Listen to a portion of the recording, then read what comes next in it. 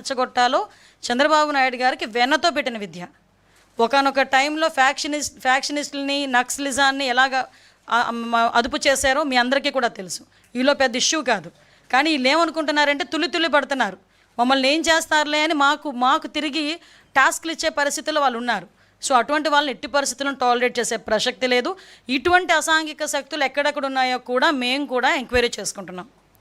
ఇటువంటి వాళ్ళు ఎక్కడెక్కడ ఉన్నారో కూడా మేము కూడా ఎంక్వైరీ చేసుకుంటున్నాం. ఎంక్వైరీ నేపథ్యంలో అటువంటి వాళ్ళందరి మీద కూడా ఉక్కుపాదం మోపుతాం. ఒకటి, మాకు పీస్ఫుల్గా ఆంధ్రప్రదేశ్ ఉండాలి, ఆంధ్రప్రదేశ్ ప్రజలు ప్రశాంతంగా ఉండాలి. అది మా ఎజెండా. భరోసాగా ఇవ్వాలి.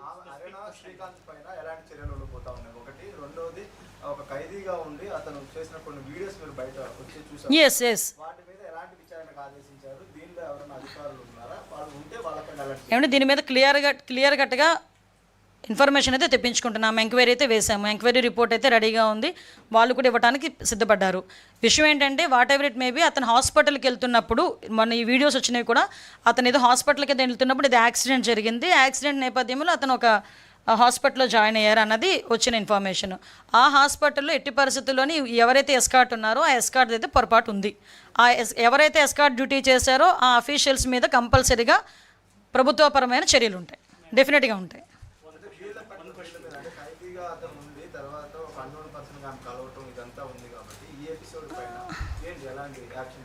యాక్చువల్గా నాకున్న ప్రైమరీ ఇన్ఫర్మేషన్ ఏంటంటే ఈవిడ మీద ఒక 2 కేసులు కూడా ఉన్నాయి. ఇంతకుముందు ఒక వెలుగు డిపార్ట్మెంట్లో ఏదో పనిచేసేటప్పుడు 13 లక్షల రూపాయలు ఏదో ఫ్రాడ్ అయిందని చెప్పి వాళ్ళు తీసేసేయటం, సంథింగ్ ఇంకో కేసు ఏదో ఒక ఇంటిని ధ్వంసం చేసే కేసు ఏదో ఉంది. ఫర్దర్గా కొన్ని మా పరిధులు మాకున్నాయి. మా ఎంక్వైరీ మాకు జరుగుతుంది. ఏదైనా కూడా ఎంక్వైరీ రిపోర్ట్ని బేస్ చేసుకొని కంపల్సరీగా కఠిన చర్యలు తీసుకుంటాం.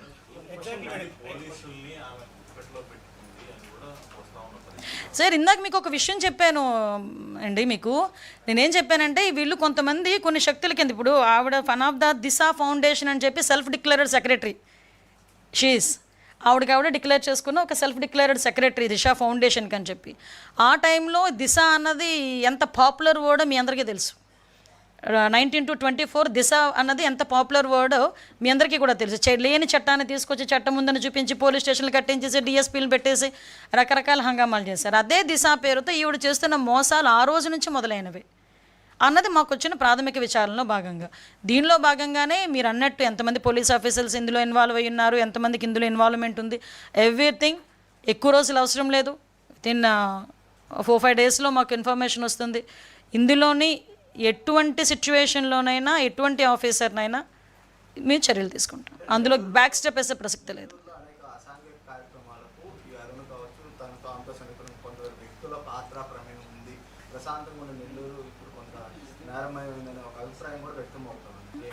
డెఫినెట్లీ మీరు అన్నది కరెక్టే. మీరు అన్న దాని మీదే మేము ఎంక్వైరీ చేస్తున్నాం. యాక్చువల్గా ఇంతకుముందు మాకు వచ్చిన చిన్న ప్రైమరీ ఇన్ఫర్మేషన్ బేస్ చేసుకొని మేము అన్నీ కూడా బయటకు తీస్తున్న నేపథ్యంలో అంటే హౌ షీజ్ అన్నది ఇక్కడ నేను మెన్షన్ చేయాలి. సంథింగ్ ఒక 3-4 డేస్ బ్యాక్ ఏదో ఒక సిఐకి ఫోన్ చేయలింది ఇదే మనిషి దగ్గర నుంచి. ఎలా వెళ్ళింది తెలుసా? మా పేషీ నుంచి వెళ్తున్నట్టుగా వెళ్ళింది నెంబరు. సంహవ్ మా వాయిస్కి ఫోన్ చేసి ఏంటి సార్ ఎవరో లేడీ ఉన్నారా, నన్ను ఎలా బెదిరిస్తున్నారంటే, ఏంటి ఆ నెంబర్ ఇవ్వండి, హెర్ నెంబర్ అంటే చెప్తున్నా. ఇంత సిచ్యువేషన్ జరుగుతున్నా కూడా ఆవిడ చెప్తోంది. Yes exactly, that's why we are enquiring. అందువల్లనే మేము చాలా డెప్త్కి వెళ్ళి ఎంక్వైరీ చేస్తున్నాం. కొన్ని సందర్భాల్లో ప్రెస్ ముందు కొన్ని మేము చెప్పలేం. మేము యాక్షన్ తీసుకునేటప్పుడు కొన్ని పరిధులు మాకు ఉంటాయి. ఆ పరిధులు దాటి మేము ఎప్పుడు యాక్షన్ తీసుకున్న తర్వాత పరిధి దాటి మేము మాట్లాడతాం.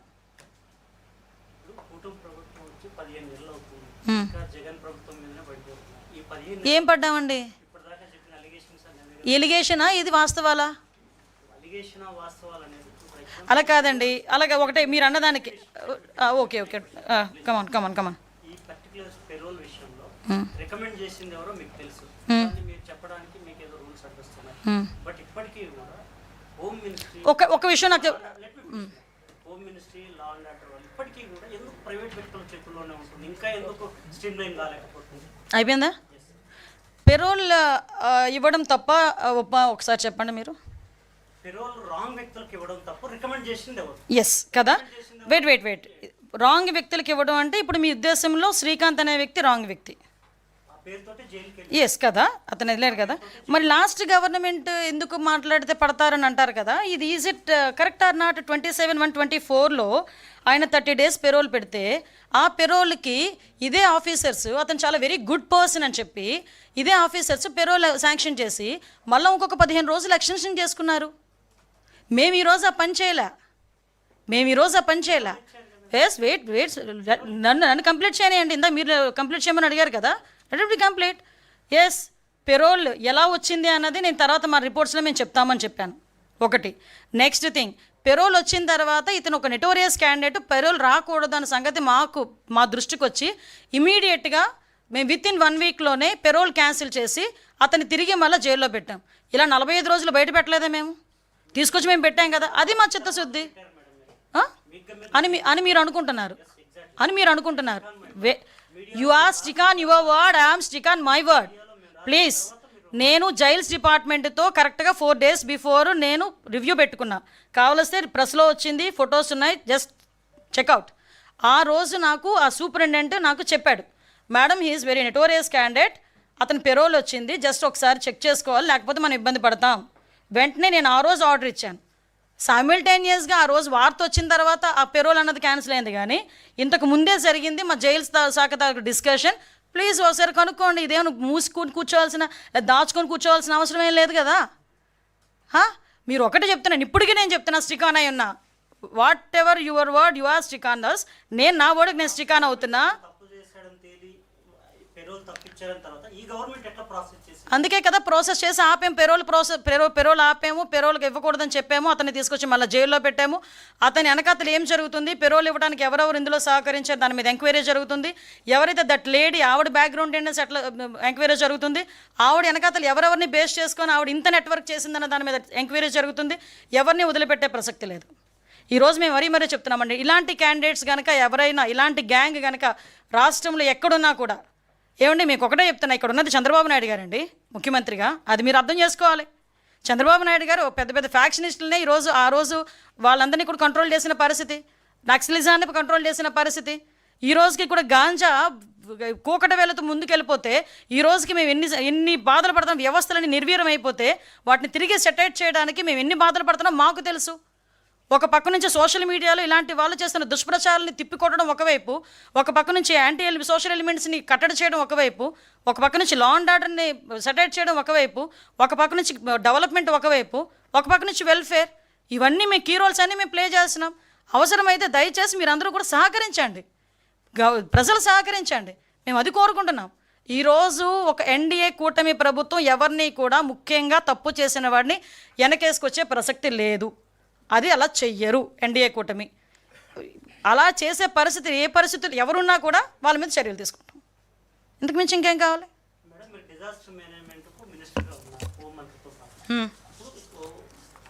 అపోజిషన్ కావచ్చు లేదా సోషల్ మీడియాలో కొంత రూల్స్ కావచ్చు, ఒక క్వశ్చన్ రేజ్ చేస్తున్నారు, అమరావతికి ఫ్లడ్ ముంపు ఉంది అని. నిజంగా ఆ పరిస్థితి ఉందంటారు? అలా ఉండుంటే ఈరోజు వస్తారా మీరు ఇక్కడికి? మేడం, ఇది reality. Yes, there you are. This is reality.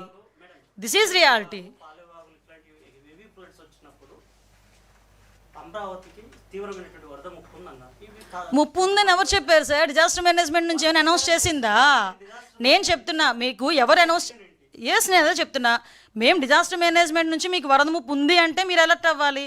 మేము మాట్లాడట్లేదు దాని గురించి. మేము మా సహాయ చర్యలో మేము ఉంటున్నాం. ఈ రోజుకి ప్రకాశం బ్యారేజ్కి ఫస్ట్ వార్నింగ్ లెవెల్ మాత్రమే వచ్చింది. మొన్న సెకండ్ వార్నింగ్ లెవెల్ వరకు వచ్చిన తర్వాత కూడా రిసైడ్ అయ్యింది. ఆ విషయాలు మనం ప్రతిరోజు ప్రజలకు మేము చెప్తూనే ఉన్నాం. దయచేసి మీ నెంబర్ మా డిజాస్టర్ మేనేజ్మెంట్ ఆఫీస్లో లేనట్టుంది. ఉరుములు పడినా మెరుపులు పడినా కూడా మేము అలర్ట్ ఇస్తున్నాం.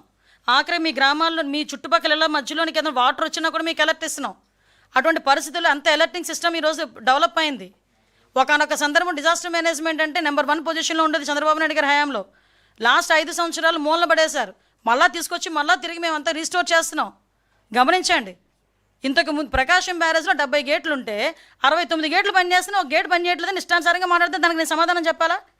దానికి అలా పెట్టినోడి గురించి మేము చర్యలు తీసుకోకుండా ఉండాలా అండి?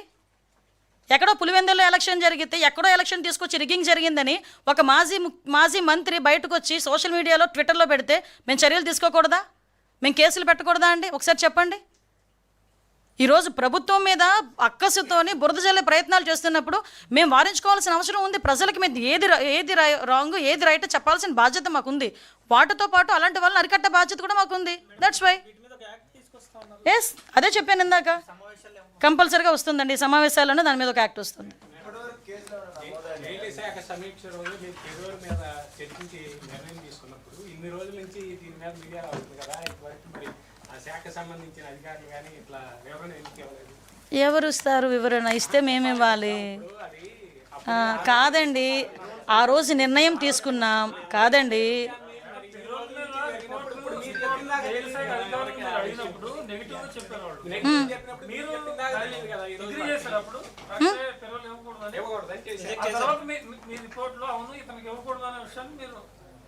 ఇందాక మీకు చెప్పింది ఏంటండి, కాబట్టే కదా నేను అది ఎలా వచ్చిందని ఎంక్వైరీ చేస్తున్నామని చెప్పాను.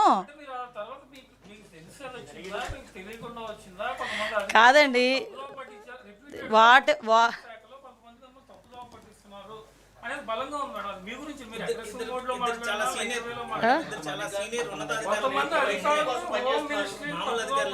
సార్ నేను వినండి, నేను చదువుకున్న వ్యక్తిని. నేను ఈ డిపార్ట్మెంట్ని వచ్చిన దగ్గర నుంచి కూడా నేను నేర్చుకునే పొజిషన్లోనే ఉంటాను. ఎందుకంటే హోంశాఖ అనేది చాలా పెద్ద సబ్జెక్ట్. చాలా పెద్ద subject, interlink with all departments. So ఆటోమేటిక్గా నేను ఎంత అలర్ట్గా ఉన్నా కొన్ని సందర్భాల్లో ఎవరి వల్లనైనా తప్పు జరిగి ఉండొచ్చు. జబ్బు జరిగినా ఆటోమేటిక్గా మమ్మల్నే మాట్లాడతారు. దానికి నేను ఒప్పుకుంటున్నాను, నేనేం మాట్లాడలే. దాని గురించి నేనేమి వివరణ ఇది తప్పు జరగలేదనో ఏం జరగలేదో నేను చెప్పట్లే. నేనేమంటానంటే తప్పు జరిగిన ఇలా జరగకూడదు అని వచ్చిన వెంటనే మేము నిర్ణయం తీసుకున్నామా లేదా, మీరు దాన్ని దయచేసి ప్రొజెక్ట్ చేయండి. మీరు అలా విషయంలో సహకరించాలి. పెరోల్ అన్నది రాజ్యాంగపరమైన హక్కు. ఎవరైనా దానికి విడ్డో చేసినప్పుడు మాత్రమే దాన్ని బ్లాక్ లో పెట్టాల్సిన అవసరం ఉంది. ఆ టైంలో ఎవరైనా విడ్డో చేశారా వాళ్ళకి ఇవ్వకూడదని ఏంటండి? చేయమని చెప్పింది ఎవరు? పెరోల్కు పర్మిషన్ ఇచ్చింది ఎవరు? తర్వాత అసలు విషయం ఏంటంటే మీరు డైవర్ట్ అవుతున్నారు, మిమ్మల్ని డైవర్ట్ చేస్తున్నారు, నాకైతే అర్థం కావట్లేదు. కానీ అసలు పెరోల్ మీద ఎంత పోస్ట్ మార్టం చేస్తున్నారు కదా, అసలు వెనకాతల ఆ వ్యక్తి మీద ఎందుకు పోస్ట్ మార్టం చేయట్లేదు నాకు అర్థం కావట్లేదు. దయచేసి అది ఆలోచించండి ఒకసారి.